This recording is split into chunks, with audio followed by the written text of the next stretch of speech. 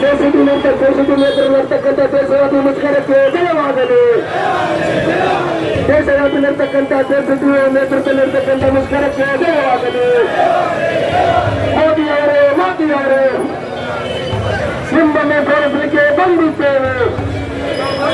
ನಮ್ಮ ಕಾರ್ಮಿಕ ಕಾರ್ಯಗಳ ಮುಂದಕ್ಕೆ ಪಡಲೇಬೇಕು.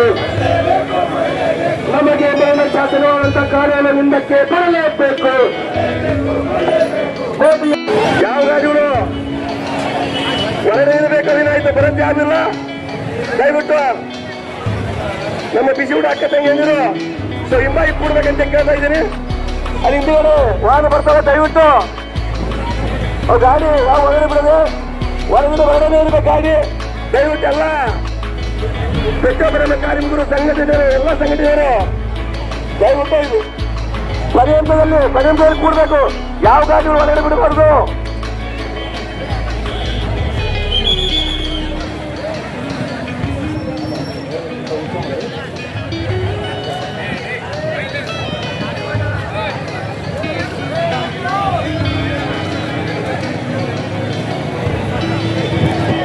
ಎಲ್ಲರೂ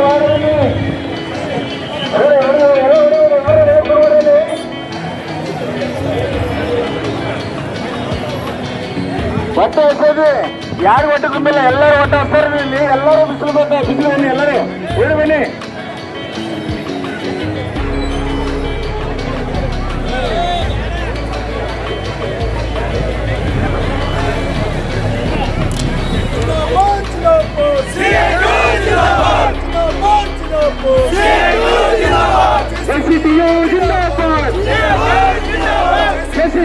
ಜಿಂದಾಬಾದ್. ಕೇಂದ್ರ ಸರ್ಕಾರ ತಂದಿರುವ 4 ಕಾರ್ಮಿಕ ಕಾಯ್ದೆ ವಾಪಸ್ಸಾಗಲೇಬೇಕು. ಕೇಂದ್ರ ಸರ್ಕಾರ ತಂದಿರುವ 4 ಕಾರ್ಮಿಕ ಕಾಯ್ದೆ ವಾಪಸ್ಸಾಗಲೇಬೇಕು. ಕಾರ್ಮಿಕರನ್ನ ಬೀದಿ ಪಾಲು ಮಾಡಿರುವ ಕೇಂದ್ರ ಸರ್ಕಾರಕ್ಕೆ ಧಿಕ್ಕಾರ. ಕಾರ್ಮಿಕರನ್ನ ಕಡೆಗಣಿಸಿರುವ ಕೇಂದ್ರ ಸರ್ಕಾರಕ್ಕೆ ಧಿಕ್ಕಾರ. ಎಲ್ಲ ಕಾರ್ಮಿಕರಿಗೆ ಕನಿಷ್ಠ ವೇತನ ಜಾರಿಯಾಗಲೇಬೇಕು. ಎಲ್ಲ ಕಾರ್ಮಿಕರಿಗೆ ಕನಿಷ್ಠ ವೇತನ ಜಾರಿಯಾಗಲೇಬೇಕು. ರೈತರ ಬೆಳೆದಿರ್ತಕ್ಕಂಥ ಬೆಲೆಗೆ ಬೆಂಬಲ. ಇವತ್ತು ಭಾರತ ಸರ್ಕಾರ ಕಾರ್ಮಿಕ ವಿರೋಧಿ ನೀತಿಯನ್ನ ಜಾರಿಗೊಳಿಸ್ತಾ ಇದೆ, ಈಗಾಗಲೇ ಜಾರಿಗೊಳಿಸಿದೆ. ಸೊ ಹಾಗಾಗಿ ಈ ಕಾರ್ಮಿಕ ವಿರೋಧಿ ನೀತಿ ವಿರುದ್ಧ ನಾವೆಲ್ಲರೂ ದೇಶದಾದ್ಯಂತ ವಿವಿಧ ಸಂಘಟನೆಗಳು ಸುಮಾರು 30 ಲಕ್ಷ ನಾವು ಕಾರ್ಮಿಕ ಸಂಘಟನೆಗಳು ಇವತ್ತು ಬೀದಿಗಿಳಿದು ನಾವೆಲ್ಲರೂ ಕೂಡ ಹೋರಾಟವನ್ನ ಮಾಡಬೇಕಾಗಿದೆ. ಸೊ ಹಾಗಾಗಿ ದೇಶದ ನಮ್ಮ ಆಲ್ ಇಂಡಿಯಾ ಬ್ಯಾಂಕ್ ಅಸೋಸಿಯೇಷನ್ ಕಡೆಯಿಂದ ಎಲ್ಲ ಬ್ಯಾಂಕ್ ಸಂಘಟನೆಗಳು ಇವತ್ತು ಕಾರ್ಮಿಕ ವಿರೋಧಿ ನೀತಿಗಳನ್ನ ವಿರೋಧಿಸಿ ಈ ದಿವಸ ನಾವು ಕೆಲಸವನ್ನ ಬದಿಗೊತ್ತಿ ಸಂಘಟನೆಯಲ್ಲಿ ಬಂದು ಮುಷ್ಕರವನ್ನ ಯಶಸ್ವಿಗೊಳಿಸಲಿಕ್ಕೆ ನಾವೆಲ್ಲ ಬಂದಿದ್ದೀವಿ. ಮುಂದಿನ ದಿನಮಾನಗಳಲ್ಲಿ ಇಂತಹ ಒಂದು ಸರ್ಕಾರಿ ವಿರೋಧಿ ನೀತಿಗಳ ವಿರುದ್ಧ ನಾವೆಲ್ಲರೂ ಹೋರಾಡುವ ಮುಖಾಂತರವಾಗಿ ನಾವೆಲ್ಲ ಇಂತಹ ಒಂದು ಸ್ಟ್ರೈಕ್ ಅನ್ನ ಯಶಸ್ವಿಗೊಳಿಸೋಣ ಅಂತಕ್ಕಂಥ ಒಂದು ಮಾತನ್ನ ಹೇಳ್ತಾ ಇದ್ದೀನಿ. ಸೊ ನೀವೆಲ್ಲರೂ ಕೂಡ ಈ ಒಂದು ಸ್ಟ್ರೈಕ್ ಅನ್ನ ಯಶಸ್ವಿಗೊಳಿಸ್ರಿ ಅಂತ ಹೇಳ್ತಾ ಇದ್ದೀನಿ. ಆವಾಜ್ ದೋ, ಆವಾಜ್ ದೋ. ಕೇಂದ್ರ ಸರ್ಕಾರದ ಕಾರ್ಮಿಕ ವಿರೋಧಿ ನೀತಿಗೆ ಧಿಕ್ಕಾರ. ಕೇಂದ್ರ ಸರ್ಕಾರದ ಕಾರ್ಮಿಕ ವಿರೋಧಿ ನೀತಿಗೆ ಧಿಕ್ಕಾರ. All India bank employees association ಜಿಂದಾಬಾದ್. All India bank employees association ಜಿಂದಾಬಾದ್. ವರ್ಕಿಂಗ್ ಕ್ಲಾಸ್ ಯೂನಿಟಿ ಜಿಂದಾಬಾದ್. ವರ್ಕಿಂಗ್ ಕ್ಲಾಸ್ ಯೂನಿಟಿ ಜಿಂದಾಬಾದ್.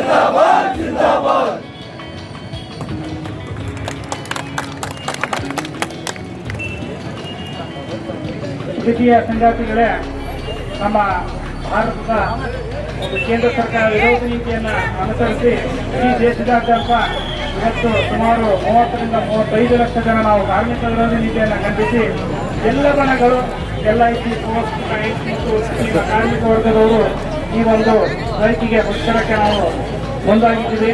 ಇನ್ನು ಮುಂದೆ ಯಾವುದೇ ಮುಷ್ಕರವಿದ್ದರೂ ಸಮೇತ ಇನ್ನೂ ಬಹಳಷ್ಟು ಸಮೇತ ನಾವು ಜನಸಂಖ್ಯೆಯಿಂದ ಕೂಡಿ ಕೇಂದ್ರ ಸರ್ಕಾರ ಮತ್ತು ರಾಜ್ಯ ಸರ್ಕಾರದ ವಿರೋಧಿ ನೀತಿ ನಮ್ಮ ಕಾರ್ಮಿಕರಿಗೆ ತಂದಿರತಕ್ಕಂತಹ ಅನ್ಯಾಯವನ್ನ ಈ ಮುಷ್ಕರ ಮುಖಾಂತರವೇ ನಾವು ಅನುಭವಿಸಬೇಕು ಅಂತೇಳಿ ಅವರಿಗೆ ಈ ಒಂದು ಎಚ್ಚರಿಕೆ ಗಂಗಾವತಿಯ ತಾಲೂಕು ಮುಖಾಂತರ ಎಲ್ಲ ನಿಮ್ಮ SFI, CIT ಎಲ್ಲ ಕಾರ್ಮಿಕ ಬಂಧುಗಳ ವರ್ಗ ಮುಖಾಂತರ ಈ ಒಂದು ವೇದಿಕೆ ಮುಖಾಂತರ ಹೇಳ್ಕೊಳ್ಳಕ್ಕೆ ನಾನು ಮನವಿ ಮಾಡ್ಕೊತಾ ಇದ್ದೀನಿ. ಜಿಂದಾಬಾದ್ ಜಿಂದಾಬಾದ್. ಎಲ್ಲಿಯವರೆಗೆ ಹೋರಾಟ? ದೇಶಕ್ಕಾಗಿ ಹೋರಾಟ. ಎಲ್ಲಿಯವರೆಗೆ ಹೋರಾಟ? ದೇಶಕ್ಕಾಗಿ ಹೋರಾಟ.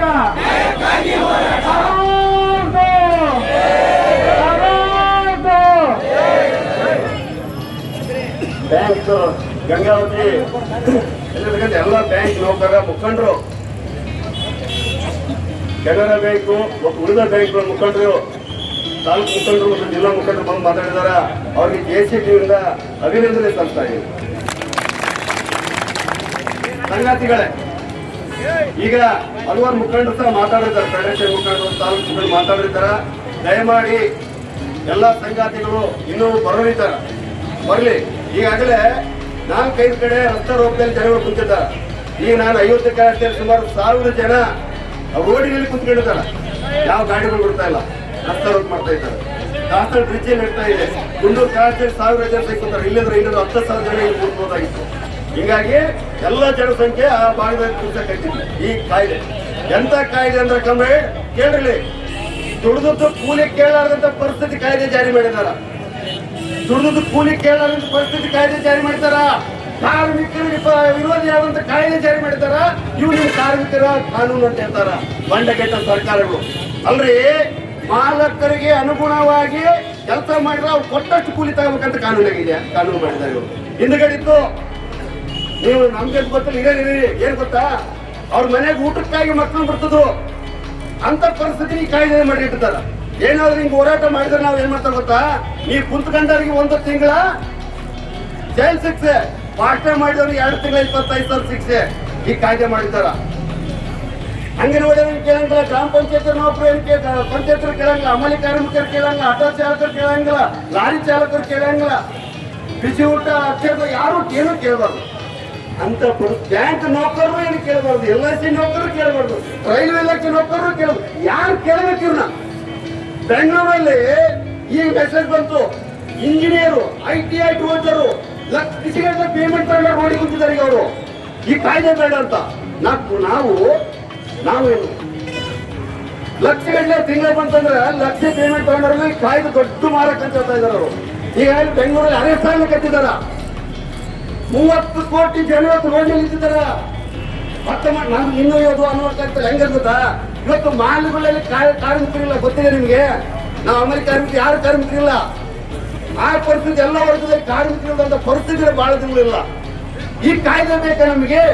ಇದು ಜಾರಿ ಮಾಡಿದ್ದಾರೆ ಇವರು. 2019ರಲ್ಲಿ ಕಾಯ್ದೆ ತಂದಿದ್ದಾರೆ. 2019 ಕಾಯ್ದೆ ತಂದ್ರ ಪ್ರತಿ ವರ್ಷ ಹೋರಾಟ ಮಾಡಿ ವಾಪಸ್ ಕಳಿಸಿವಿ. ಆದ್ರೆ ಈ ನವೆಂಬರ್ 21ಕ್ಕ ಈ ಕಾಯ್ದೆ ಜಾರಿ ಮಾಡಿದ್ರು. ಮೊನ್ನೆ ಸ್ಕೂಲ್ ಬಿಟ್ಟಿದ್ದಾರೆ ಹೊರಗಡೆ. ಈಗ ನಾವ್ ಹೇಳ್ತಾ ಇದೀವಿ, ಕಾಂಗ್ರೆಸ್ನವ್ರಿಗೆ ಹೇಳ್ತಾ ಇದೀವಿ, ಕಾಂಗ್ರೆಸ್ ಸರ್ಕಾರ ಇದೆ ನಮ್ಮ ರಾಜ್ಯದಲ್ಲಿ, ಪಕ್ಕದಲ್ಲಿ ಕೇರಳ ಸರ್ಕಾರ ಇದೆ. ಕೇರಳದಲ್ಲಿ ಕಾರ್ಮಿಕ ಸರ್ಕಾರ ಇದೆ, ಅವ್ರು ವಿರೋಧ ಮಾಡಿಬಿಟ್ಟು ನಾವು ಜಾರಿ ಮಾಡಲ್ಲ ಅಂತ ಹೇಳಿದ್ರು. ಇವ್ರಿಗೇನಾಗೈತಪ್ಪ, ಮತ್ತೆ ಇವ್ರು ದೇಶ ತುಂಬ ನಮ್ಮ ಜೊತೆ ಬರಕೈತಾರೆ. ಕಾಂಗ್ರೆಸ್ ಅಲ್ಲಿ ಮಾಡಿದ ಕರೆಕ್ಟ್ ಜೊತೆ ಹೋರಾಟ ಮಾಡ್ಕೊಂತಾರ, ಆದ್ರೆ ಇಲ್ಲ ಅದನ್ನು ಜಾರಿ ಮಾಡಕೊಂಡ. ಹೀಗಾಗಿ ಈ ಕೆಟ್ಟೋದಂತ MLA ಎಂಪಿಗಳು ಇರ್ತಾರಲ್ಲ, ಕಾಂಗ್ರೆಸ್ BJP ಅಂತ ಬೇಗಲ್ಲ, ಅಲ್ಲಿ ಟಿಕೆಟ್ ಸಿಗಲ್ಲ, ಇಲ್ಲಿ ಹೋಗ್ತಾರೆ, ಇಲ್ಲಿ ಟಿಕೆಟ್ ಸಿಗಲ್ಲ, ಅಲ್ಲಿ ಹೋಗ್ತಾರಲ್ಲ ಕಾಡ್ರು. ಅವ್ರಿಗೆ 5 ವರ್ಷಕ್ಕಂತಾರೆ ಕೂಲಿ ಕಾರ್ ನೆನಪ. ಅವಾಗ ಜಾತಿ, ಧರ್ಮ, ಹೆಂಡ ಎಲ್ಲ ನೆನಪಾಕ ಅವ್ರಿಗೆ. ಅವ್ರು ನಮ್ಗೆ ಕೊಡ್ತಾರ. ಅದು ತಗೊಂಡು ನಾವು ಜಾತಿ ಧರ್ಮಕ್ಕೆ ಹೆಂಡಕ್ಕೆ ಹಾಕ್ತೀವಿ. ಅವ್ರು ತಗೊಂಡು ಹೋಗಿ ಕುತ್ಕೊಂಡು ನಿಂತ ಕಾಯ್ದೆ ತಂದಾರ. ರೈತರು ಹೋರಾಟ ಮಾಡ್ಲಿಕ್ಕೆ ಯಾರು ಪರವಾಗಿ ಕಾಯ್ದೆ ಮಾಡ್ತಾರ, ಎಲ್ಲರೂ ವಿರೋಧ ಮಾಡ್ಲಿಕ್ಕೆ ಹಚ್ಚಿದೀವಿ. ಹೀಗಾಗಿ ಈ ದೇಶದಲ್ಲಿ ನಾವು ಒಂದಾಗಿ ಹೋರಾಟಕ್ಕೆ ಹೋಗೋಣ. ಇನ್ನೂ ಬಹಳ ಟೈಮ್ ಇದೆ. ಇನ್ನು ಜನಗಳು ಬರ್ತಾ ಇದ್ದಾರೆ, ಶಾಂತತೆಯಿಂದ ಇರಬೇಕು. ನಾವು ಯಾವುದೇ ರೀತಿಯಲ್ಲಿ ಕಾನೂನನ್ನ ಕೈಯಲ್ಲಿ ತಗೊಳ್ಳೋದಿಲ್ಲ. CIT JCT ಸಂಘಟನೆಗಳಿಗೆ ಹೋರಾಟದ ದೊಡ್ಡ ಅನುಭವ ಇದೆ. ಮೊದಲೇ ಹೋರಾಟ ಅಲ್ಲ, ಮೊದಲೇ ಬಂದಲ್ಲ, ಮೊದಲಿದಲ್ಲ, ಹೋರಾಟದ ದೊಡ್ಡ ಅನುಭವ ಇದೆ. ಯಾವತ್ತೂ ನಾವು ಕಾನೂನು ಕೈ ತಗೊಂಡಿಲ್ಲ. ಸರ್ಕಾರ ಎದುರಿಸಬೇಕು. ಸರ್ಕಾರ ಎದುರಿಸಬೇಕಂದ್ರೆ ನಾವು ಸರ್ಕಾರದವರು ಪೊಲೀಸ್ ಇಲಾಖೆ ಮುಖಾಂತರ ಬಿಡ್ತಾ ಇದ್ದೀವಿ. ಪೊಲೀಸ್ ಇಲಾಖೆಯಲ್ಲಿ ನಾವು ಮನವಿ ಮಾಡಿವಿ, ದಯಮಾಡಿ ಕಾರ್ಮಿಕರ ಪರವಾಗಿರಿ. ಆದ್ರೆ ನೀವು ಸರ್ಕಾರದ ಪರವಾಗಿದ್ದವರು ಸರ್ಕಾರ ಪರ ಕಾಳಜಿ ಮಾಡಬೇಕು, ಮಾಡಿ. ಆದ್ರೆ ನಾವು ಕಾನೂನು ಆಗಿ ಅಂತ ನಾವು ಮಾಡೋದಿಲ್ಲ. ಕಾನೂನು ಏನು ಕೊಟ್ಟಿಲ್ಲ, ಡಾಕ್ಟರ್ ಬಿ ಆರ್ ಅಂಬೇಡ್ಕರ್ ಸಂವಿಧಾನದಲ್ಲಿ ನಮ್ಗೆ ಏನು ಕೊಟ್ಟಿದ್ದಾನ ಅದ್ರ ಅಡಿಯಲ್ಲಿ ಕೆಲಸ ಮಾಡ್ತೀವಿ, ಅದರಲ್ಲಿ ಹೋರಾಟ ಮಾಡ್ತೀವಿ. ದಯಮಾಡಿ ಹಣದಲ್ಲಿ ಇವರು ಮಾಡಬಾರ್ದು ಅಂತ ರಿಕ್ವೆಸ್ಟ್ ಮಾಡ್ಕೊಂಡ್ವಿ. ಆದ್ರೂ ಅವ್ರು ಒಪ್ಪಿಟ್ಟಿದ್ದಾರೆ. ಆದ್ರೂ ಕಾನೂನಿನ ರೀತಿಯಲ್ಲಿ ನಾವು ಹೋರಾಟಕ್ಕೆ ಮುನ್ನುಗ್ಗೋಣ. ಮತ್ತೆ ಇವತ್ತು 4 ಗಂಟೆ ಮಟ್ಟ ಸಹ ಹೋರಾಟ ಇರ್ತದೆ. ಮತ್ತೆ ಇನ್ನು ಉಳಿದ ಮುಖಂಡರು ಮಾತಾಡ್ತಾರ. ಈಗ ನಾವು ರಸ್ತೆಗೆ ಹೋಗಿ ಕೂಡಬೇಕಾಗುತ್ತಾ? ಈಗ ಈ ಕಾರ್ಮಿಕರ ಮೇಲೆ, ಎಲ್ಲ ಕಾರ್ಮಿಕರ ಮೇಲೆ ಮತ್ತೊಂದು ಕಾನೂನನ್ನು ಜಾರಿ ಮಾಡಕ್ ನೋಡ್ತಾ ಇದ್ದಾರೆ. ಮತ್ತೊಂದು ಮಾತು, ಇನ್ಶೂರೆನ್ಸ್ ಅಂತಾರೆ. ಚಾಲಕರ ಮೇಲೆ ಇನ್ಶೂರೆನ್ಸ್, ಆಟೋ ಚಾಲಕರ ಮೇಲೆ ಇನ್ಶೂರೆನ್ಸ್, ಎಲ್ಲ ಚಾಲಕರ ಮೇಲೆ ಇನ್ಶೂರೆನ್ಸ್ ಅಂತಾರೆ. ಯಾಕ ನಾವು ಸತ್ತ ಮೇಲೆ ಇನ್ಶೂರೆನ್ಸ್ ಕೊಡ್ತೀರಿ? ಏನು ಬದುಕಿರೋ ಮಠ ನಮ್ಮ ದೇಶದ ಚಾಲಕರಿಗೆ ಏನು ಮಾಡಲ್ಲ? ಏನು ಕೇಂದ್ರ ಸರ್ಕಾರ ಆಗಲಿ ರಾಜ್ಯ ಸರ್ಕಾರ ಆಗಲಿ ಬದುಕಿರೋ ಮಠ ಏನಾರು ಒಂದು ಕಾನೂನನ್ನು, ಏನಾರು ಒಂದು ಇನ್ಶೂರೆನ್ಸ್ ಅನ್ನು ಕೊಡಿ ನೀವು ಚಾಲಕರ ಮೇಲೆ. ಸತ್ತ ಮೇಲೆ ನೀವು ಇನ್ಶೂರೆನ್ಸ್ ಅನ್ನು ಕೊಡ್ತೀವಿ. 5 ಲಕ್ಷ 10 ಲಕ್ಷ ಅಂತ ಹಿಂದೆ 2 ವರ್ಷಕ್ಕೊಂದ್ಸಲ 5 ವರ್ಷಕ್ಕೊಂದ್ಸಲ ಒಂದು ಕಾನೂನನ್ನು ಇದು ಇನ್ಶೂರೆನ್ಸ್ ಅನ್ನು ಮಾಡಿ ನೋಡ್ತಿದ್ರು ನೀವು. ಉದ್ಯಮಕ್ಕೆ ಈ ಸಂವಿಧಾನವನ್ನು, ಕಾರ್ಪೊರೇಟ್ ಪರ ಸಂವಿಧಾನವನ್ನು ವಾಪಸ್ ಪಡೆಯಿರಿ. ಆದರೆ ಇಂಥ ಸಮಸ್ಯೆ ಹೋರಾಟ ಮಾಡೋದಕ್ಕೆ ಎಲ್ಲರಿಗೂ ತೊಂದರೆ, ರೈತರಿಗೆ ತೊಂದರೆ, ಮತ್ತೆ ಬೀದಿ ವ್ಯಾಪಾರದ ತೊಂದರೆ, ವ್ಯಾಪಾರಸ್ಥರ ತೊಂದರೆ, ಎಲ್ಲ ತೊಂದರೆ ಕೊಟ್ಟು ಕಾರ್ಪೊರೇಟ್ ಕಂಪನಿಗಳನ್ನು ಉಳಿಸೋ ಪ್ರಯತ್ನ ಈ ಬಿಜೆಪಿ ಸರ್ಕಾರ ನಡೆಸಿದೆ. ಬಿಜೆಪಿ ಸರ್ಕಾರಕ್ಕೆ ನಾವು ಒಂದು ಎಚ್ಚರಿಕೆ ಕೊಡ್ತೀನಿ. ಕೂಡಲೇ ಎಲ್ಲ ಶಾಸಕರು ತರಬೇಕಂತ ಮಾಡಿದ್ವಿ, ಇವೆಲ್ಲ ವಾಪಸ್ ಮಾಡಬೇಕು. ಇಲ್ಲದ್ರೆ ಕೆಲಸರಿಗೆ ಬಿಟ್ಟು ದೊಡ್ಡ ಕ್ರಾಂತಿ ಆಗುತ್ತೆ. ಆ ಕ್ರಾಂತಿಗೆ ನೀವು ಬದಲಾಗ್ತೀರ ಅಂತ ಹೇಳ್ತಾ ನಾನು ಮಾತುಗಳನ್ನು ಧನ್ಯವಾದಗಳು ಸಂಗಾತಿ ಅವರಿಗೆ. ಈಗ ಗ್ರಾಮ ಪಂಚಾಯತ್ ನೌಕರ ಸಂಘದ ತಾಲೂಕಾ ಅಧ್ಯಕ್ಷರಾಗಿರ್ತಕ್ಕಂಥ ಜಿಂದಾಬಾದ್ ಜಿಂದಾಬಾದ್ ಇನ್ಕಿಲಾಬ್ ಎಲ್ಲ ಬಂದಂತ ಹೋರಾಟಗಾರರಿಗೆ ಸ್ವಾಗತ ಕೋರ್ತಾ, ನಮ್ಮ ಬೇಡಿಕೆಗಳಲ್ಲಿ ಪ್ರಮುಖವಾಗಿ ಕೇಂದ್ರ ಸರ್ಕಾರ ತಂದಿರುವ 4 ಕಾರ್ಮಿಕ ಸಮಿತಿಗಳು ರದ್ದಾಗಲಿ ಅಂತ ಎಲ್ಲ ಸಂಘಟನೆಗಳ ಜೊತೆಯಲ್ಲಿ ನಾವು ಹೋರಾಟವನ್ನು ಮಾಡ್ತಿದ್ದೇವೆ. ಹಾಗೂ ಕೇಂದ್ರ ಸರ್ಕಾರ ತಂದಿರುವ ಶ್ರಮಶಕ್ತಿ ನೀತಿ 2025 ಬೇಡವೇ ಬೇಡ ಎನ್ನುವ ನಮ್ಮದು ಒಂದು ಘೋಷವಾಕ್ಯವಿದೆ. ಹಾಗೆ ಗ್ರಾಮ ಪಂಚಾಯತ್ಗಳಿಗೆ ಹೆಚ್ಚಿನ ಅನುದಾನವನ್ನು ನೀಡಬೇಕು. ಹಾಗೂ ಗ್ರಾಮ ಪಂಚಾಯತ್ಗಳಲ್ಲಿ ಕಾರ್ಯನಿರ್ವಹಿಸುವ ಕರವಸ್ತ್ರೀಯರ, ಕ್ಲರ್ಕ್ ಅಟೆಂಡರ್, ಆಪರೇಟರ್, ನೀರು ಗಂಟೆಗಳು, ಜವಾನ, ಸ್ವಚ್ಛತಾಗಾರರನ್ನು ಏಕಕಾಲಕ್ಕೆ ಸರ್ಕಾರಿ ನೌಕರರೆಂದು ಘೋಷಣೆ ಮಾಡಬೇಕು ಎಂದು ನಮ್ಮದು ಒಂದು ಬೇಡಿಕೆಯಾಗಿದೆ. ಹಾಗೆ ಇವತ್ತಿನ ಬೆಲೆ ಏರಿಕೆ ಆಧಾರದಲ್ಲಿ ಪಂಚಾಯತ್ ನೌಕರರಿಗೆ 36,000 ರೂಪಾಯಿ ವೇತನವನ್ನು ನೀಡಬೇಕೆಂದು ಒತ್ತಾಯ ಮಾಡುತ್ತೇವೆ. ಹಾಗೂ ತರಬೇತಿ ಪಡೆದಿರುವ ಎಲ್ಲ ಸ್ವಚ್ಛ ವಾಹಿನಿ ನೌಕರರಿಗೆ ಉದ್ಯೋಗ ನೀಡಬೇಕು. ಹಾಗೂ ಸ್ವಸಹಾಯ ಸಂಘದ ಜೊತೆಗೆ ಒಡಂಬಡಿಕೆ ಮಾಡಿಕೊಂಡಂತ ಪತ್ರವನ್ನು ರದ್ದುಗೊಳಿಸಬೇಕು.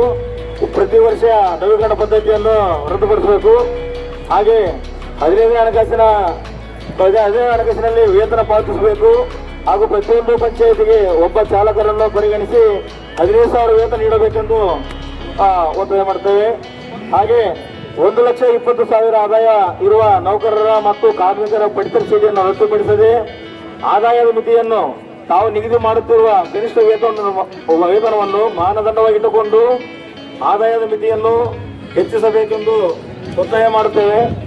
ಹಾಗೆ ರಾಜ್ಯದಲ್ಲಿ ಮೊದಲ ಸರ್ಕಾರ ಇದನ್ನ ಖಂಡಿಸ್ತಾ ಇವತ್ತು ಅಖಿಲ ಭಾರತ ಮುಷ್ಕರಕ್ಕೆ ನಮ್ಮ ರಾಜ್ಯ ವ್ಯಾಪ್ತಿ ಕರೆಯನ್ನು ಮಾಡಿವಿ. ಅದರಲ್ಲಿ ಕಟ್ಟಡ ಕಾರ್ಮಿಕರಿಗೂ ಈಗ ಅವರ ಕಾರ್ಡ್ ಅನ್ನು ರದ್ದು ಮಾಡ್ತಾ ಇದೆ.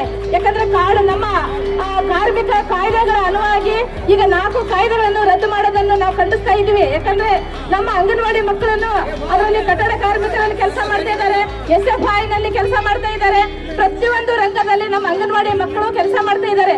ಈಗ ನಮಗೆ ಗೌರವಧನನೂ ಕಡಿಮೆ, ಮಕ್ಕಳ ಶಿಕ್ಷಣ ಈಗ ಇವತ್ತು ದಿನನಿತ್ಯದಲ್ಲಿ ಏರ್ತಾ ಇದೆ.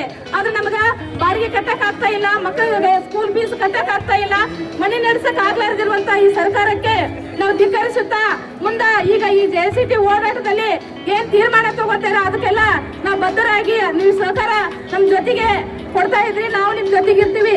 ಮುಖ್ಯವಾಗಿ ಶಿಕ್ಷಣ ಇಲಾಖೆ LKG UKG ನಡೆಯುವುದನ್ನು ನಿಲ್ಲಿಸಿ ಅಂಗನವಾಡಿ ಕೇಂದ್ರಗಳಲ್ಲೇ ಕೊಡಬೇಕು. ಅಂಗನವಾಡಿ ನೌಕರರ ದೌರ್ಭಾಗ್ಯದ 4 ಕಾರ್ಮಿಕ ಸಹಿತಗಳನ್ನು ರದ್ದಾಗಬೇಕು. ಶಾಸನಬದ್ಧ ಸವಲತ್ತುಗಳನ್ನು ನೀಡುವ ಶ್ರಮಶಕ್ತಿ ನೀತಿ 2025 ಬೇಡವೇ ಬೇಡ. ಅಂಗನವಾಡಿ ನೌಕರರಿಗೆ ಮುಟ್ಟಿನ ರಜೆ ನೀಡಬೇಕು. 56 ಲಕ್ಷ ಸ್ಕೀಮ್ ನೌಕರರು ನಮ್ಮ ದಿನನಿತ್ಯ ಎಷ್ಟೊಂದು ಕೆಲಸಗಳಿವೆ, ನಿಮಗೆ ಮಾತಾಡಕ್ಕೆ ಅವಕಾಶ ಕೊಟ್ಟಂತ ನಿಮ್ಮೆಲ್ಲರಿಗೂ ನಮ್ಮ ದೇಶವ್ಯಾಪಿ ನಡೀತಕ್ಕಂಥ ಈ ಹೋರಾಟಕ್ಕೆ ಎಲ್ಲರಿಗೂ ಸ್ವಾಗತ ಕೊಡ್ತಾ ಇದ್ದೀನಿ. ಹಾಗೆ ನಾವು ಬಿಸಿ ಊಟಗಳಿಂದ ಮಾತಾಡ್ತಾ ಇದ್ದೀವಿ. ಈ ಕಾರ್ಮಿಕ ಸಂಘಟನೆಗಳನ್ನ 4 ಕಾರ್ಮಿಕ ಸಮಿತಿಗಳನ್ನ ತಿದ್ದುಪಡಿ ಮಾಡಿರೋದ್ರಿಂದ ಎಲ್ಲ ಕಾರ್ಮಿಕರು ಬೀದಿಗೆ ಬರುವಂತ ಪರಿಸ್ಥಿತಿ ಬಂದಿದೆ. ಹಾಗೂ ಮುಂದಿನ ದಿನಗಳಲ್ಲಿ ಎಷ್ಟೋ ಜನ ನಮ್ಮಂತ ಕಾರ್ಮಿಕರು ಕೆಲಸ ಕಳ್ಕೊಂತೀವಿ ಅಂತಂದೇಳಿ ಈಗಲೇ ಗೊತ್ತಾಗ್ತಾ ಇದೆ. ಆದ ಕಾರಣ ಮುಂದಿನ ದಿನಗಳಲ್ಲಿ ನಾವೆಲ್ಲರೂ ಒಗ್ಗಟ್ಟಾಗಿ ಕೆಲಸ ಮಾಡಬೇಕು. ಹಾಗೂ ನಮ್ಮ ಬಿಸಿ ಊಟದವ್ರಿಗಿಂತ ತೀರಾ ಕೆಳಮಟ್ಟದಲ್ಲಿ ಈ ಕೇಂದ್ರ ಸರ್ಕಾರ ದುಡಿಸ್ಕೊಳ್ತಾ ಇದೆ. ಹಾಗೂ ಕೇಳಲಿಕ್ಕೆ ಹೋದಂತ ಪರಿಸ್ಥಿತಿಯಲ್ಲಿ, ಕೇಂದ್ರಕ್ಕೆ ಕೇಳಿದಂತ ಹೋದ ಪರಿಸ್ಥಿತಿಯಲ್ಲಿ ನೀವು ಕಾರ್ಮಿಕರೇ ಅಲ್ಲ ಅಂತ ಹೇಳಿ ನಮಗೆ ಹೇಳ್ತಾ ಇದ್ದಾರೆ. ಅದಕ್ಕೋಸ್ಕರ ನಿಮ್ಮೆಲ್ಲರ ಸಹಕಾರದೊಂದಿಗೆ ಸಹ ನಾವು ಬಿಸಿ ಊಟದವರನ್ನು ನಿಮ್ಮ ಜೊತೆಗೆ ಒಗ್ಗೂಡಿಸಿ ನಾವು ಮುಂದಿನ ದಿನಗಳಲ್ಲಿ ಎಲ್ಲ ಹೋರಾಟಗಳಿಗೆ ಭಾಗವಹಿಸಿ ನಮ್ಮ ಬೇಡಿಕೆಗಳನ್ನು ಈಡೇರಿಸ್ಕೊಳ್ತಾ ಅಂತಂದೇಳಿ ಇಲ್ಲಿವರೆಗೆ ಅವಕಾಶ ಕೊಟ್ಟಂತ ತಮ್ಮೆಲ್ಲರಿಗೂ ಧನ್ಯವಾದ ತಿಳಿಸ್ತಾ ಇದ್ದೀನಿ. ನಮ್ಮ ಕಾರ್ಮಿಕರಿಗೆ, ನಮ್ಮ ಆಟೋ ಚಾಲಕರಿಗೆ ಎಲ್ಲರಿಗೆ ಧನ್ಯವಾದಗಳು. ನಮ್ದು ಆಟೋದವ್ರಿಗೆ ಐತಲ್ಲ ರ್ಯಾಪಿಡ್ ವಾಲ್ವು ಎಲ್ಲ ಬಿಡುಗಡೆ ಮಾಡಕತ್ತಾರ ಸರ್ಕಾರ. ಯಾಕಂದ್ರೆ ನಮಗೆ ಹೊಟ್ಟೆ ಮೇಲೆ ಬಂಡಿ ಬಿಡಕತ್ತಾರ. ಅದರ ಸಲಾಗಿ ಐತಲ್ಲ ನಮಗೆ ನಾವು ಸರ್ಕಾರ ಬೇಡ, ನಮಗೆ ಇಲ್ಲಿ 4 ಕೋಡೆ ಬೇಡ, ನಮಗೆ 5 ಮಾತು ಹೇಳಿ ನಮಗೆ. ಸಂಗಾತಿಗಳೇ, ಇವತ್ತೇನು ಈ ದೇಶ ಮಟ್ಟದಲ್ಲಿ ನಾವು JCTU ನೇತೃತ್ವದಲ್ಲಿ ಇವತ್ತು ಬಂದ್ಗೆ ಕರೆ ಕೊಟ್ಟು ನಮ್ಮ ಹಲವಾರು ವಿಭಾಗದ ಕಾರ್ಮಿಕರು, ಇವತ್ತು ಅಸಂಘಟಿತ ಕಾರ್ಮಿಕರು, ರೈತರು, ಕೂಲಿಕಾರರು ಈ ದೇಶ ಮಟ್ಟದಲ್ಲಿ ಇವತ್ತು ಬಂದ್ಗೆ ಕರೆ ಕೊಟ್ಟು ಇವತ್ತು ನಾವು ಪ್ರತಿಭಟನೆಯನ್ನ ಮಾಡ್ತಾ ಇದ್ದೀವಿ. ಪ್ರತಿಭಟನೆ ಮಾಡುವ ಉದ್ದೇಶ ಇಷ್ಟೇ, ಸರ್ಕಾರ ಇವತ್ತ ಅನೇಕ ಕಾರ್ಮಿಕರ ಕಾನೂನುಗಳನ್ನ ಇವತ್ತು ತಿದ್ದುಪಡಿ ಮಾಡ್ಲಿಕ್ಕೆ ಹೊರಟಿದೆ. ಆ ಒಂದು ಕಾನೂನುಗಳು ಇವತ್ತು ಜನಸಾಮಾನ್ಯರಿಗಾಗಿರ್ಬೋದು, ಕಾರ್ಮಿಕರಿಗಾಗಿರ್ಬೋದು, ರೈತರಿಗಾಗಿರ್ಬೋದು, ಹಾಗೆ ಯುವ ಜನರಿಗಾಗಿರ್ಬೋದು, ಎಲ್ಲರಿಗೂ ಸಂಬಂಧಪಟ್ಟಂತ ಕಾನೂನುಗಳೇನಿದಾವ ಇವತ್ತು ಇವು ಜಾರಿ ಮಾಡಬಾರ್ದು. ಇದನ್ನ ವಿರೋಧಿಸಿ ನಾವು ಇವತ್ತು ಹೋರಾಟಕ್ಕೆ ಇಳಿದೀವಿ ಅಂತ ಹೇಳಿ ಇವತ್ತು ಸರ್ಕಾರಕ್ಕೆ ಎಚ್ಚರಿಕೆಯನ್ನು ಕೊಡ್ತಾ ಇದ್ದೀವಿ. ಹಾಗೇನೆ ಇವತ್ತು ಸರ್ಕಾರ ಒಂದ್ ಕಡೆ ಹೇಳುತ್ತೆ, ಮೊನ್ನೆ ಕೇಂದ್ರ ಸರ್ಕಾರ ಒಂದು ಬಜೆಟ್ ಅನ್ನು ಮಂಡನೆ ಮಾಡಿತು. ಯಾವ ರೀತಿ ಬಜೆಟ್ ಅಲ್ಲಿ ಕೇಂದ್ರ ಸರ್ಕಾರ ಬಜೆಟ್ ಮಂಡನೆ ಯಾವ ರೀತಿ ಇತ್ತು ಬಜೆಟ್ ಅಂದ್ರೆ, ಇವತ್ತು ರೈತರಿಗೆ ಏನಿಲ್ಲ, ಕೂಲಿಕಾರರಿಗೆ ಏನಿಲ್ಲ, ಕಾರ್ಮಿಕರಿಗೆ ಏನಿಲ್ಲ. ಇವತ್ತು ನಾವು ದುಡಿಬೇಕು, ನಮಗೆ ಕೊಟ್ಟಂತ ಸಂಬಳಗಳನ್ನ ಇವತ್ತು ತಗೊಂಡು ನಾವು ಮನೆಯಲ್ಲಿ ಇರಬೇಕು. ಆ ಒಂದು ನಾವು ದುಡ್ತಕ್ಕಂಥ ಸಂಬಳದಲ್ಲಿ ಇವತ್ತು ಮನೆ ನಡ್ಸಕ್ಕಾಗಲ್ಲ, ಇವತ್ತು ಮಕ್ಕಳಿಗೆ ಶಿಕ್ಷಣ ಕೊಡ್ಸಕ್ಕಾಗಲ್ಲ, ಇವತ್ತು ಏನಾದ್ರು ಕಾಯಿಲೆಗಳು ಬಂದ್ರೆ ಇವತ್ತು ಆಸ್ಪತ್ರೆಗೆ ಹೋಗಕ್ಕಾಗಲ್ಲ. ಅಂತ ಒಂದು ಸಂಬಳವನ್ನ ಇವತ್ತು ಕೇಂದ್ರ ಸರ್ಕಾರ ಆಗಿರ್ಬೋದು, ರಾಜ್ಯ ಸರ್ಕಾರ ಆಗಿರ್ಬೋದು ಇವತ್ತು ನಮ್ಮ ದುಡಿಸ್ಕೊಳ್ತಾರ. ನಮ್ಮ ಕೆಲಸಕ್ಕೆ ತಕ್ಕಂತೆ ನಮಗೆ ಸಮಾನ ವೇತನವಿಲ್ಲ. ನಾವು ಹೋರಾಟ ಮಾಡಿನೇ ತಗೋಬೇಕು. ಇವತ್ತು ಏನೇ ತಗೋಬೇಕಂದ್ರೂ ನಾವು ಬೀದಿಗಿಳಿಬೇಕು. ಬೀದಿಗಿಳಿದು ಇವತ್ತು ಹೋರಾಟ ಮಾಡಬೇಕು. ಹೋರಾಟ ಮಾಡಿ ನಾವು ಕೆಲವೊಂದು ಸೌಲಭ್ಯಗಳನ್ನು ಪಡ್ಕೊಳ್ಳುವಂತ ಪರಿಸ್ಥಿತಿ ಇವತ್ತು ನಮಗೆ ನಿರ್ಮಾಣವಾಗಿದೆ. ಹಾಗಾಗಿ ಇಲ್ಲಿ ಬಂದಿರ್ತಕ್ಕಂಥ ಎಲ್ಲ ಒಂದು ಕಾರ್ಮಿಕರೇನಿದಾರ, ಇವರಿಗೆ ಈ ಒಂದು ಕಾರ್ಮಿಕರ ಕಾನೂನುಗಳನ್ನ ನಾವು ಸರ್ಕಾರಕ್ಕೆ ವಿರೋಧ ಮಾಡ್ತೀವಿ ಅಂತ ಹೇಳಿ ಇವತ್ತು ಹೋರಾಟ ಮೂಲಕ ಒತ್ತಾಯ ಮಾಡ್ತಾರಿಗೆ ಇಲ್ಲಿ ಮಾತಾಡ್ಲಿಕ್ಕೆ ಅವಕಾಶ ಮಾಡಿಕೊಟ್ಟಂತ ತಮ್ಮೆಲ್ಲರಿಗೂ ವಂದಿಸಿ ನನ್ನ ಮಾತುಗಳನ್ನು ಮುಗಿಸ್ತೀನಿ. ನಮಸ್ಕಾರ. ನಮ್ಮ ನ್ಯಾಯ ತೋರಿಸ್ತಕ್ಕಂಥ ಜನ ನಾವು, ಹೀಗಾಗಿ ಕೇಸ್ಗಳಿಗೆ ಎದುರ್ತಕ್ಕಂಥರಲ್ಲ. ಈ ಸರ್ಕಾರ ಕೇಳಬೇಕಾಗಿದೆ ನಾವು. ಮೋದಿ ಅವರು ಪೊಲೀಸರ ಮಲ್ಟಿನ ಬಿಟ್ಟು ಎದುರಿಸಬಹುದು, ಅವ್ರಿಗೆ ಬೇರೆ ದಾರಿನೇ ಇಲ್ಲಲ್ಲ.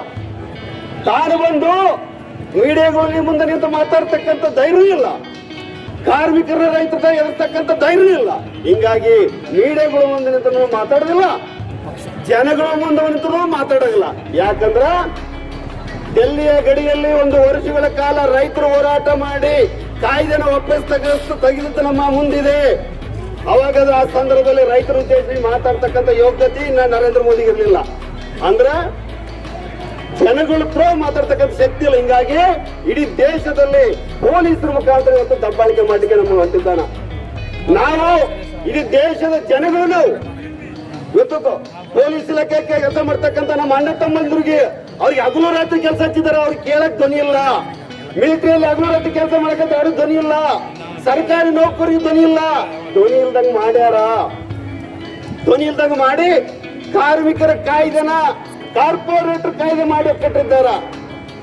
ಏನ್ರಿ, ಓಟ್ ಹಾಕ್ಸಬೇಕಾದ ಎಲ್ಲರೂ ಬಿಜೆಪಿ ಕಾಂಗ್ರೆಸ್ ಹೇಳಿದ್ರಿ, ರೈತರು ಬೆಳೆದಂತ ಬೆಳೆನ ದ್ವಿಗುಣ ಮಾಡ್ತೀವಿ, ಕಾರ್ಮಿಕರಿಗೆ ಕಲ್ಯಾಣ ಮಾಡ್ತೀವಿ ಅಂತ ಹೇಳ್ತಕ್ಕಂಥವ್ರು. ಜೊತೆಗೆ ಸಂಗಾತಿಗಳೇ, ಇವತ್ತೆಲ್ಲ ಇಲ್ಲಿ ಅಂಗನವಾಡಿ ತಾಯಿ ಅಂತ ಬಂದಿದ್ರಿ, ಬಿಸಿ ಊಟ ಬಂದಿದ್ರಿ, ಮುನ್ಸಿಪಾಲಿಟಿ ಕಾರ್ಮಿಕರು ಬಂದಿದ್ರಿ, ನೀರಾವರಿ ಕಾರ್ಮಿಕರು ಬಂದಿದ್ರಿ, ಮತ್ತು ಗ್ರಾಮ ಪಂಚಾಯತಿ, ಅಂಗನವಾಡಿ, ಹಮಾಲಿ, ಕಟ್ಟಡ, ಆಶಾ ಮತ್ತು ಲಾರಿ, ಆಟೋ ಇನ್ನಿತರ ಕಾರ್ಮಿಕರು ನಾವು ಇವತ್ತು ಒಳಗಡೆ ಹೊಂಟಿದ್ದೀವಿ. ನಾವು ಏನ್ ಇಟ್ಕೊಂಡು ಹೋರಾಟ ಮಾಡ್ಲಿಕ್ಕೆ ಹಚ್ಚಿದೀವಿ ಇದುವರೆಗೂ? ನಮ್ಮ ಹೊಟ್ಟಿ ಪಾಡಿಗೆ, ಹೊಟ್ಟೆ ತುಂಬಕ್ಕ, ನಮ್ಮ ಕುಟುಂಬಕ್ಕೆ ಹೊಟ್ಟೆ ತುಂಬಕ್ಕ ವಿಷಯಗಳನ್ನ ಇಟ್ಕೊಂಡು ಇದುವರೆಗೂ ಹೋರಾಟ ಮಾಡಿದ್ವಿ. ನಾವು ಕಂಡಿದ್ದೀವಿ. ನಾವು ಹೋರಾಟ ಮಾಡ್ಕತ್ತೀವಿ, ಅಮಲ್ ಕಟ್ಟಿಗೆ ಹೋರಾಟ ಮಾಡಕತ್ತಿದ್ವಿ. ಮನೆ ಕೊಡ್ರು, ನಿವೇಶನ ಕೊಡ್ರು, ಇನ್ಸೂರೆನ್ಸ್ ಕೊಡ್ರು, ವಯಸ್ಸಲ್ಲಿ ಅದು ಕೊಡ್ರು, ಇದು ಕೊಡ್ರು ಅಂತ ಕೇಳ್ತಾ ಇದ್ವಿ. ಇವತ್ತಂತ ಪರಿಸ್ಥಿತಿ ಇಲ್ಲ.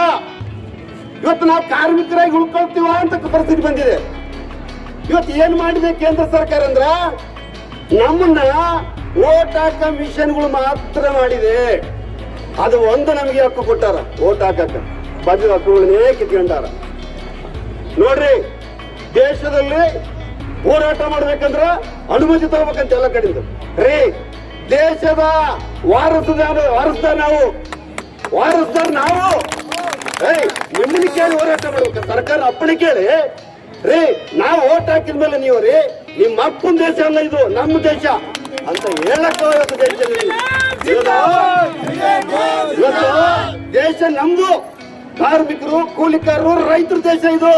ನಾವು ಚೆನ್ನಾಗಿದ್ರೆ ದೇಶ ಚೆನ್ನಾಗಿರ್ತೈತಿ. ನಾವು ನಮ್ಮ ಮಕ್ಕಳು ಶಿಕ್ಷಣ, ಉದ್ಯೋಗ, ನಮಗೆ ಉದ್ಯೋಗ, ನಮ್ಮ ಹೊಟ್ಟೆ ತುಂಬ ಊಟ ಬಟ್ಟಿದ್ರೇನೆ ದೇಶ ಸಂಪತ್ತೈತೆ ಅಂತ ಲೆಕ್ಕ. ಇದನ್ನ ಕೇಳಿದ್ರೆ ದೇಶದ್ರೋಹಿಗಳು ಅಂತ ಹೇಳ್ತೀರಿ, ಕೂಲಿ ಕೇಳಿದ್ರೆ ದೇಶದ್ರೋಹಿಗಳು ಅಂತೀರಿ. ಕೂಲಿ ಕೇಳಕ್ ಹೋರಾಟ ಮಾಡಿದ್ರ ಸರ್ಕಾರ ವಿರುದ್ಧ ಹೋರಾಟ ಮಾಡ್ತೀರಿ ಅಂತ್ರಿ. ನಿಮ್ಮ ಅಪ್ಪಂದ ಸರ್ಕಾರ ನಾವು ಓಟ್ ಹಾಕಿದ್ದು ನಿಮ್ದು ಸರ್ಕಾರ, ನಾವು ಓಟ್ ಹಾಕಿದ್ದು ನಿಮ್ ಸರ್ಕಾರ ಇಲ್ಲ. ಹಿಂಗಾಗಿ ಅಲ್ರಿ ಸ್ವಾಮಿ, 70 ವರ್ಷದಿಂದ ಕಾಂಗ್ರೆಸ್ ಹಂಗ ಇಟ್ಟು ನಮ್ಮನ್ನ. ಆದ್ರೂ ಎಲ್ಲದನ್ನು ಸರ್ಕಾರನ ಆಸ್ತಿ ಮಾಡ್ತೀವಿ, ಸಾರ್ವಜನಿಕ ಆಸ್ತಿಗಳು ಮಾಡ್ತೀವಿ. 70 ವರ್ಷದಾಗ 70 ವರ್ಷದಿಂದ 10 ವರ್ಷದಾಗಿ ನಮ್ಮ ಮೋದಿಯವರು ಏನ್ರು ವಿಶ್ವ ಗುರಿ ಏನ್ ಮಾಡಿದ? ಎಲ್ಲವನ್ನೂ ಮಾರಾಟ ಮಾಡಿದ. ಎಲ್ಲವೂ ಮಾರಾಟ. ಏನ್ ಇಟ್ಕೊಂಡ ನೀವ? ಎಲ್ಲವೂ ರೈಲ್ವೆ ಮಾರಾಟ ಮಾಡಿದ, ರೋಡ್ ಮಾರಾಟ ಮಾಡಿದ, ಬಸ್ ಮಾರಾಟ ಮಾಡಿದ, ಮಿಲಿಟರಿ ಮಾರಾಟ ಮಾಡಿದ, ದೇಶನ ಮಾರಾಟ ಮಾಡಿದ.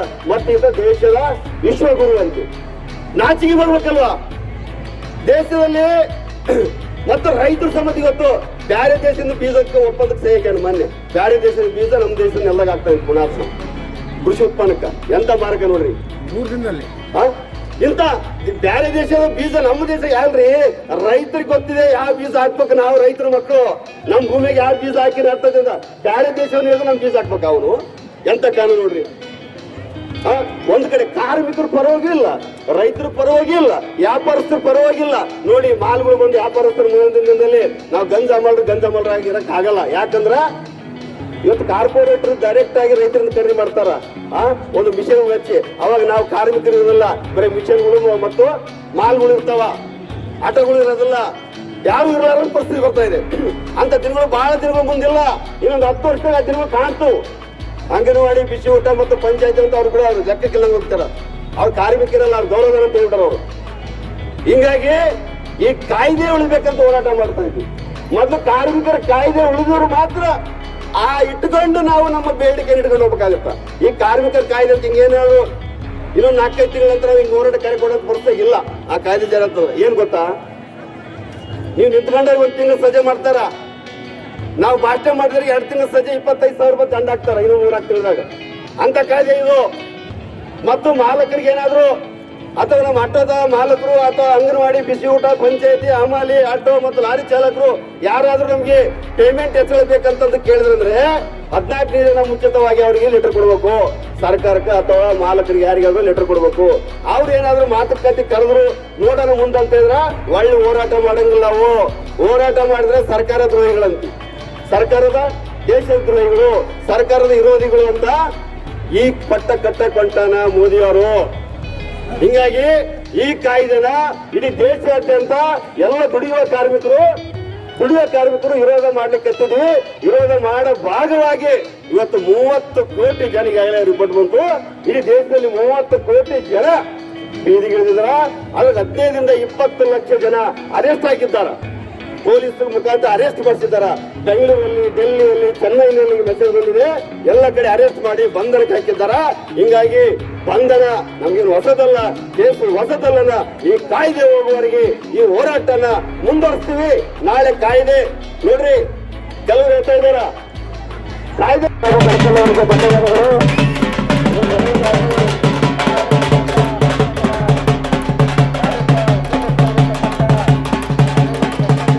ಗಂಗಾವತಿನಗರಪುರ ಮತ್ತು ಬೇರೆ ಬೇರೆ ಸಮಸ್ಯೆ ಇಟ್ಕೊಂಡೇ ಬಂದಿರ್ತಾರೆ. ಹೀಗಾಗಿ ಅವ್ರಿಗೆ ಆದಿ ಮಾಡಿಕೊಡೋಣ ಅಂತ ತಮ್ಮಲ್ಲಿ ಮನವಿ ಮಾಡಿಕೊಳ್ತಾ ತಮ್ಮೆಲ್ಲರಿಗೂ ಅಭಿನಂದನೆ ಸಲ್ಲಿಸಿ ನನ್ನ ಮಾತು.